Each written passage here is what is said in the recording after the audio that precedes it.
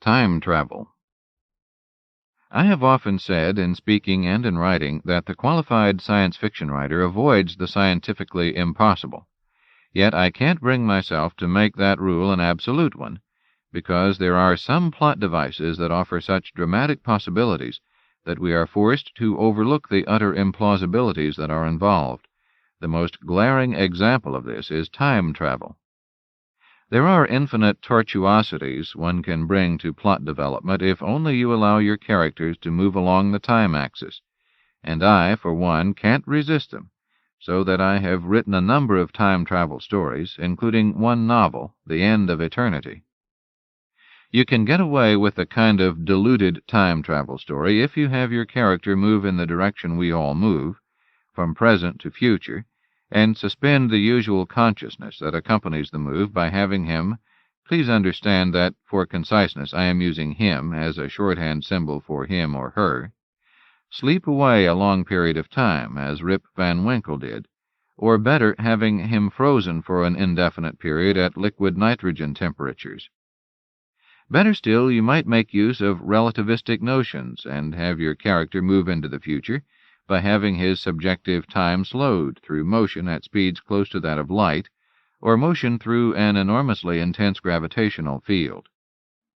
These are plausible devices that do not do damage to the structure of the universe, but they are one-way motions, with no return possible.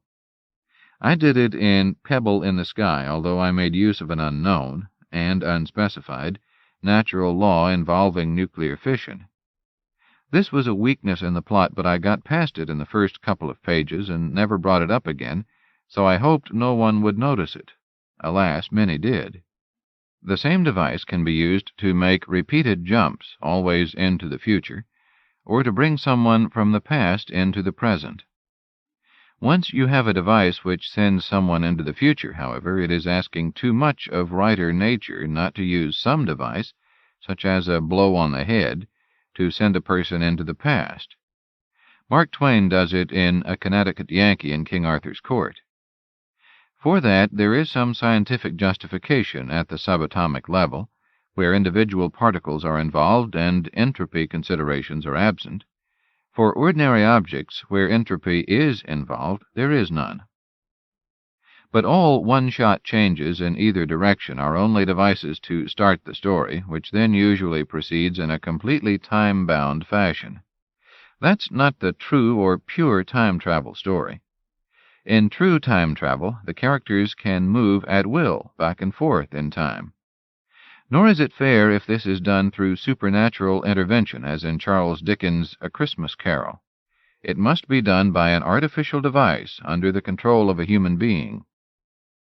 The first true time travel story was H.G. Wells' The Time Machine, published in 1895. Wells, who was probably the best science fiction writer of all time, carefully explained the rationale behind it. Note: if others, since, seem to have reached greater heights, it is only because they stand on Wells' shoulders. End of note. It requires 4 measurements to locate an object. The object is somewhere on the north-south axis, somewhere on the east-west axis, somewhere on the up-down axis, and somewhere on the past-future axis. The object exists not only in a certain point of 3-dimensional space, but at a certain instant of time. A merely 3-dimensional object is as much a mathematical abstraction as is a 2-dimensional plane, or a 1-dimensional line, or a 0-dimensional point. Suppose you considered the Great Wall of China as existing for 0 time, and therefore consisting of 3 dimensions only. It would then not exist at all, and you could walk through its supposed position at any time. Since duration is a dimension like height, width, and thickness, and since we can travel at will north and south, east and west, and, if only by jumping, up and down, why shouldn't we also travel yesterward and tomorrowward, as soon as we work out a device for the purpose? That was 1895, remember, and Wells' analysis at that time had some shadow of justification. But then, in 1905, came Einstein's special theory of relativity, and it became clear that time is a dimension, but it is not, like the three spatial dimensions, and it can't be treated as though it were.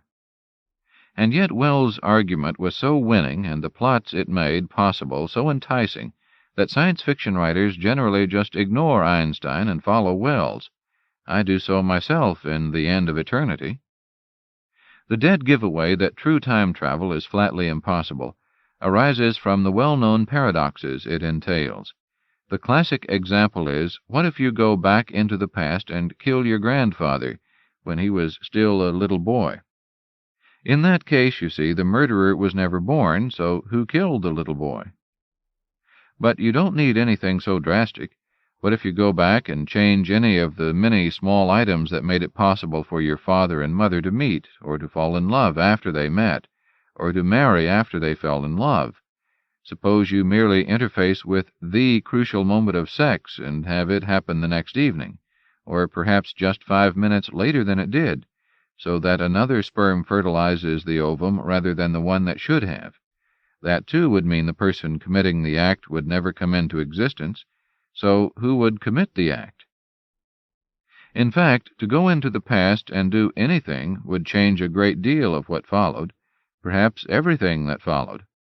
So complex and hopeless are the paradoxes that follow, so wholesale is the annihilation of any reasonable concept of causality, that the easiest way out of the irrational chaos that results is to suppose that true time travel is, and forever will be, impossible. However, any discussion of this gets so philosophical that I lose patience, and would rather consider something simpler. Suppose you get into a time machine and travel 24 hours into the future. The assumption is that you are traveling only in the time dimension, and that the three spatial dimensions are unchanged. However, as is perfectly obvious, Earth is moving through the three dimensions in a very complex way. The point on the surface on which the time machine is located is moving about the Earth's axis. The Earth is moving about the center of gravity of the Earth-Moon system, and also about the center of gravity of the Earth-Sun system, is accompanying the Sun in its motion about the center of the galaxy, and the galaxy in its undefined motion relative to the center of gravity of the local group and to the center of gravity of the universe as a whole, if there is one. You might, of course, say that the time machine partakes of the motion of the Earth, and wherever Earth goes, the time machine goes too. Suppose, though, we consider the Earth's motion, with the solar system generally, around the galactic center. Its speed relative to that center is estimated to be about 220 kilometers per second.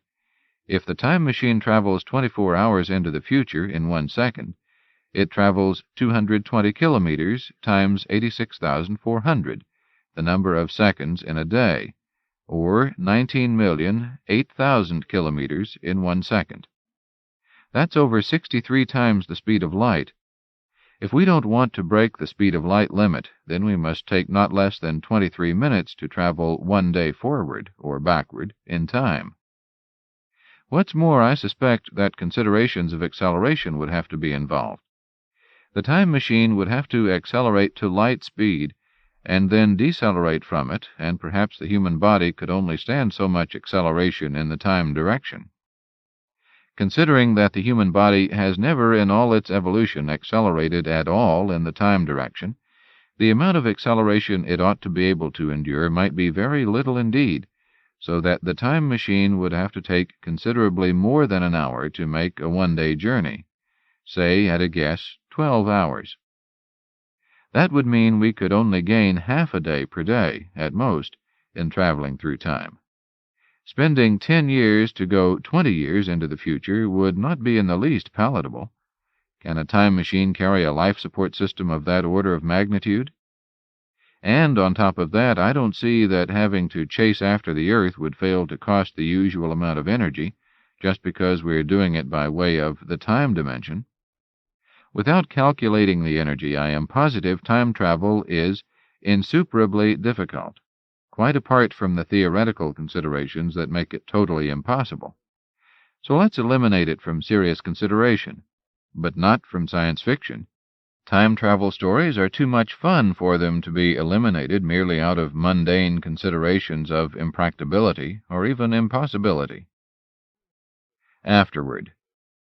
It is, of course, possible to retort that time travel and faster-than-light travel, the subject of the previous essay, might become possible if we learn more about the universe. After all, I have heard people say, we don't know everything, do we? That's true, we don't know everything.